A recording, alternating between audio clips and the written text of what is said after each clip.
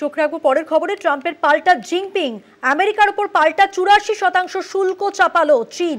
চীনের স্টেট কাউন্সিলের ট্যারিফ কমিশনের অফিস জানিয়েছে 10ই এপ্রিল থেকে মার্কিন পণ্যের উপর শুল্ক 34% থেকে বেড়ে 84% হবে। 34% থেকে বেড়ে 84% হবে। চীনা ঘোষণার পরই ডাউ ফিউচার সূচক পড়ল 500 পয়েন্টে।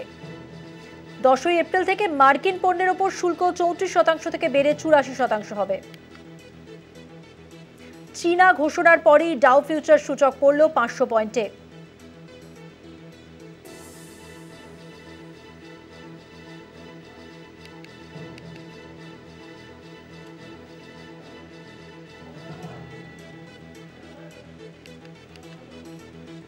ট্রাম্পের পাল্টা জিনপিং, আমেরিকার ওপর পাল্টা 84% শুল্ক চাপালো চীন। চীনের স্টেট কাউন্সিলের ট্যারিফ কমিশনের অফিস জানিয়েছে 10ই এপ্রিল থেকে মার্কিন পণ্যের ওপর শুল্ক 34% থেকে বেড়ে 84% হবে।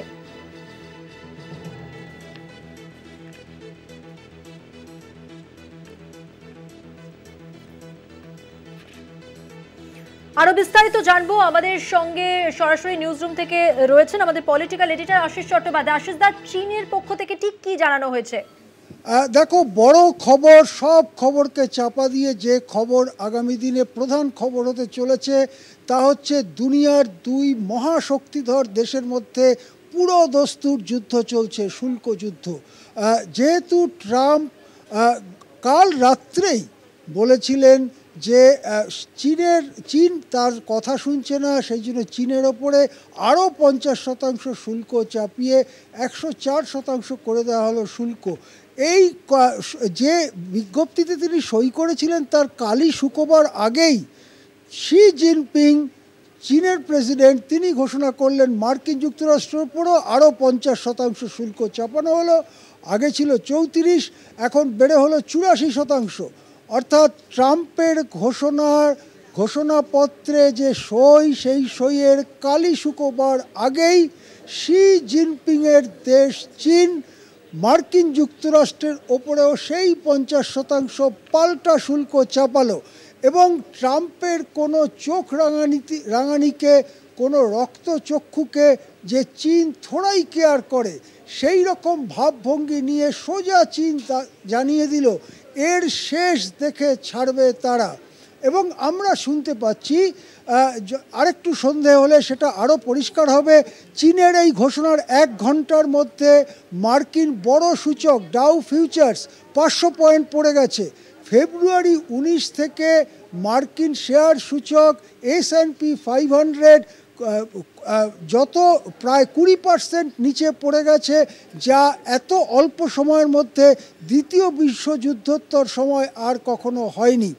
অর্থাৎ চীন যখন পাল্টা শুল্ক চাপিয়ে দিল আমেরিকার ওপরে, সঙ্গে সঙ্গে ডাউ ফিউচার 500 পয়েন্ট পড়ে গেছে। ডাউ ফিউচার হচ্ছে ভবিষ্যতের জন্য কিনে রাখা, পরে যদি তার দাম বাড়ে সেটা বিক্রি করলে লাভ, দাম পড়লে বিক্রি করলে ক্ষতি, এটাকে ফিউচার বলে।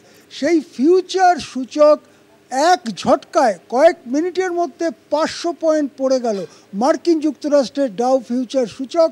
এবং সকলেই মনে করছেন যে মার্কিন যুক্তরাষ্ট্র এবং চীনের মধ্যে বাণিজ্য প্রকৃতপক্ষে অসম্ভব হয়ে দাঁড়ালো। চীন কোনো জিনিস মার্কিন যুক্তরাষ্ট্রে আর রপ্তানি করতে পারবে না, কেননা তার দাম এত বেশি হয়ে যাবে শুল্ক চাপবার পর যে কেউই সেটা কিনবে না। 10 টাকার জিনিস 20 টাকায় কেন কিনবে লোকেরা? আবার মার্কিন যুক্তরাষ্ট্রও চীনে রপ্তানি করতে পারবে না আর, কেননা তাদেরও 100 টাকার জিনিস চীনে ঢুকলেই দাম হয়ে যাবে 184 টাকা। কেন কিনবে লোকে? সুতরাং মার্কিন যুক্তরাষ্ট্র এবং চীন, এই দুটি মহাশক্তিকেই তাদের পণ্য নিয়ে অন্য দরজা ঠকঠকাতে হবে। সেক্ষেত্রে যেহেতু ট্রাম্প বিরোধী এবং মার্কিন বিরোধী মনোভাবটাই এখন বিশ্বের প্রধান মনোভাব হয়ে যাচ্ছে, ট্রাম্পের দেশের পক্ষে চীন ছাড়া অন্য কোথাও সেই মাল বিক্রি করা খুব কঠিন। অন্যদিকে ইউরোপ ইঙ্গিত দিচ্ছে যে চীনের সাথে তাদের সম্পর্ক বাড়বে। একই ইঙ্গিত দিচ্ছে জাপান। ভারতও চীনের বাজারের দিকে তাকাচ্ছে। রাশিয়া, চীন, ইরান এবং আরব কতগুলো দেশের সঙ্গে সম্পর্ক তো আগের থেকেই দৃঢ়। সুতরাং আন্তর্জাতিক বাণিজ্যে মার্কিন যুক্তরাষ্ট্র কি একঘরে হয়ে পড়ছে? চীন কি তাকে সবক শেখাচ্ছে? এবং শেষ পর্যন্ত মার্কিন অর্থনীতি মন্দার মধ্যে যদি ঢোকে তাহলে ট্রাম্পের গদিও কি টলে উঠতে পারে? নানান শঙ্কা আশঙ্কা আশার মধ্যে রয়েছে বিশ্ববাজার। এক কথায় বলা যেতে পারে দুই মহাশক্তিধর দেশ পরস্পরের সঙ্গে বাণিজ্য প্রায় বন্ধ করে দেওয়ার পদক্ষেপ নিল যখন চীন পাল্টা শুল্ক চাপালো মার্কিন যুক্তরাষ্ট্রের ওপরে। ধন্যবাদ। কথা বললাম আমাদের নিউজ রুম থেকে সরাসরি ছিলেন পলিটিক্যাল এডিটর আশিস চট্টোপাধ্যায়, তাঁর সঙ্গে।